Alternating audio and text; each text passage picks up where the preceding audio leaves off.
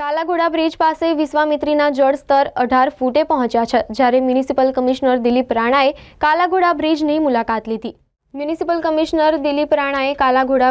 મુલાકાત લીધી. કાલાઘોડા બ્રિજ પાસે વિશ્વામિત્રીના જળસ્તર 18 ફૂટે પહોંચ્યા છે.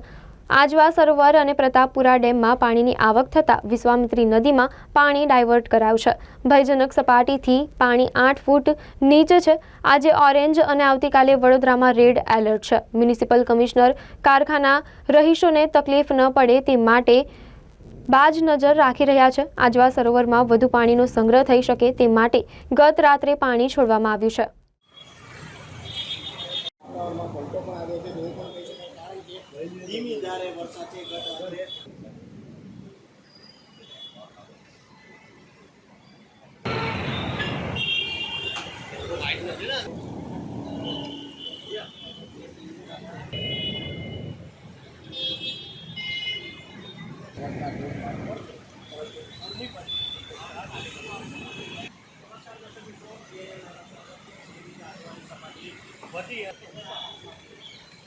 ઉપર આવ વધે એવું કહી શકાય.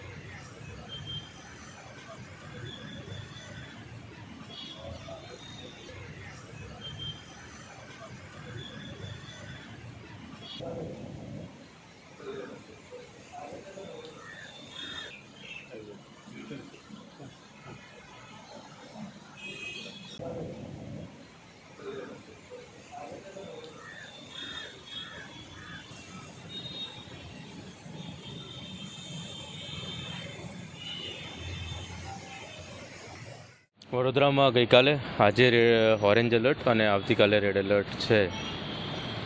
આજવા ડેમમાં ઉપરવાસમાં પરમ દિવસે વધારે વરસાદના કારણે આજવા ડેમનું સ્તર વધ્યું હતું, એટલે આજવા ડેમ ખોલવામાં 62 દરવાજા જે છે બધા ખોલાયા છે. એના કારણે અને પ્રતાપપુરાના દરવાજા પણ બધા ખુલ્લા છે. એ બંને ડેમના દરવાજા ખુલ્લા હોવાને કારણે અને લોકલ થોડો વરસાદ પડવાના કારણે વિશ્વામિત્રી નદી છે એનું સ્તર અત્યારે 17.5 ફૂટથી ઉપર છે, જેનો એલર્ટ અથવા એલર્ટ લેવલ કહીએ 23-24 ફૂટ છે. એટલે હજી પણ 7 ફૂટ ડાઉન ચાલે છે. છેલ્લા 15 કલાકમાં ઉપરવાસમાં વરસાદ ઓછો થયો છે અને એના કારણે પ્રતાપપુરા સરોવરનું જે લેવલ છે એ પણ ડાઉન થયું છે. આજવાનું લેવલ 211.75 છે. એટલે આ બધી પરિસ્થિતિ જોતાં અત્યારે પૂરતું કોઈ પણ ડેન્જર કે એવું કંઈ છે નહીં. જસ્ટ મારી આ એક વિઝિટ છે અહીંયા. કોઈ પણ પ્રકારની ગભરાવાની જરૂર નથી. જો બહુ વરસાદ પડશે, ડેમનું લેવલ બહુ વધારે થશે તો કદાચ શિફ્ટિંગના પ્રશ્નો આવશે, તો એની માટે પણ તંત્રની સંપૂર્ણ તૈયારી છે. સાહેબ, જે રીતે 7 થી 8 ફૂટ હજુ અમે તંત્ર એલર્ટ ઉપર છે. લાસ્ટ ટાઈમ જે રીતે અમે બસ મારફતે બધાને શિફ્ટ કરાવી સ્કૂલ અને આશ્રયસ્થાનમાં મોકલ્યા હતા, બધી જીવન જરૂરિયાતની વસ્તુઓ આપી હતી, એ જ રીતે અમારું તંત્ર સંપૂર્ણ રીતે એલર્ટ ઉપર છે અને કોઈપણ પ્રકારનો શિફ્ટિંગનો પ્રશ્ન અત્યારે નથી. પણ જો વધારે વરસાદ આવે આ સાંજે અથવા આવતીકાલે તો કદાચ કરવાનું નીચાણવાળા વિસ્તારમાં થાય, તો એની માટે સંપૂર્ણ તૈયારી છે.